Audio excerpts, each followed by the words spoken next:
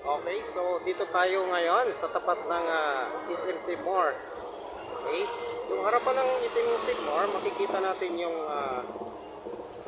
mga ginagawang poste. Okay? Yung iba nakatayo na, yung iba inuhukayan pa lang. So ito na yung part na to, ang medyo ano na lang, kunting ilang mga haligi nila o poste yung gagawin. Okay, para madugtong-dugtong na, magawa na ng pier head, tapos may kabit na yung mga girder. So, sa unahan, ayan, halos nakatayo na yung mga poste. Inumpisa na pagawa yung pier head na kakabitan ng mga girder. Dito po tayo sa ginagawang dipo. Okay, so kung lapitan natin ng konti, ito yung ginagawang mga malalaking poste. Pabalik po ito, o galing tayo ng San Jose del Monte, pabalik po ito tayo. Okay, so titingnan natin. Ayan po yung mga poste na ginagawa, kinakabitan na umpisa ng girder. So meron pang mga ilan na lang, isa, dalawa, tatlong malalaking poste ang inintay natin na maitayo. Kasi pag natapos ito at matapos na yung ginagawang pier head, may kabit na yung mga girder, so mabawasan na rin po yung traffic dito sa ilalim.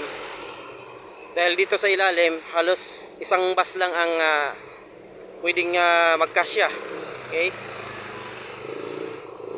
So ngayon papunta na tayo ng dipo. Sisilipin natin kung anong kaganapan dun sa ilalim. Okay? So andito pa tayo sa tapat ng North Caloocan Doctors Hospital. Ito naman po yung kaganapan. Halos po naitayo na lahat ng mga poste na meron ng kanya-kanyang pier head.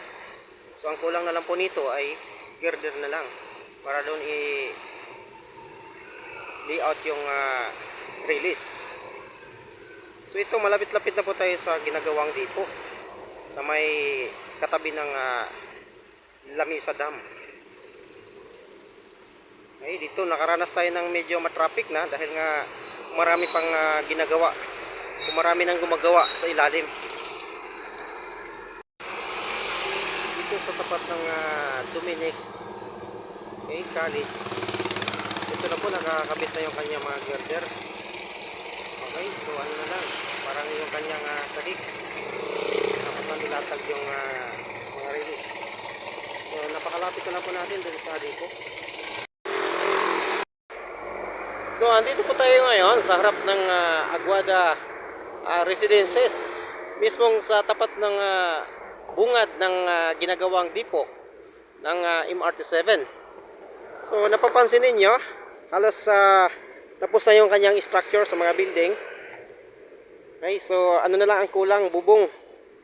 Okay, tapos yung sa taas, medyo naantala lang ito konti dahil medyo may konting adjustment, pagbabago. Actually may mga poste na ito dati, kaso lang nabago yung ang location ng ating MRT7 dipo dahil nga dapat ito ay doon sa bandang mismong part na ng San Jose del Monte City.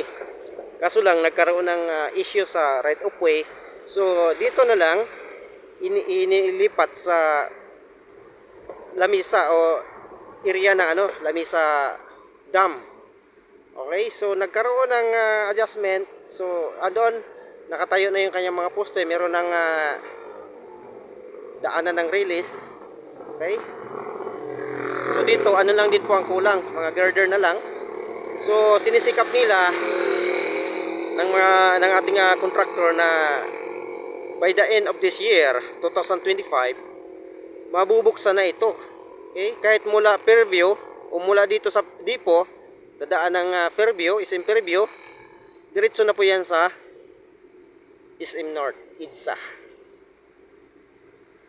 Okay, so andito na po, bumabalik na yung sigla ng ating mga trabahante.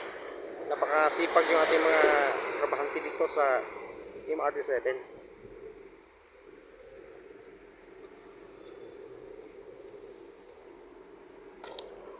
So ito guys, ito yung pabalik ng San Jose del Monte City. Ayan, nakabalandra yung ating malalaking makina dito sa gitna ng ginagawang MRT7. Kaya nagkaroon ng traffic dito sa area nito. Pero Siyempre, dumadaan tayo sa proseso dahil nga gustong guminhawa o mapabilis yung ating biyahe mula 2 oras, magiging 45 minutes na lang. So, walang ka-traffic-traffic guys. So, ito po yung ating MRT 7 Depot. Okay? Dito sa bandang kabilang part, doon naman, andun na yung mga train. Naka-ready na po yung mga train. So, ang tatapusin dito, yung ano na lang, yung pagtatayo ng mga release. And of course, yung finishing touches na lang din po. Yung ating mga MRT station. Mula SM Fairview, papuntang SM North, EDSA. Okay, so dito lang po muna tayo guys. Medyo mainit ng panahon. Happy New Year!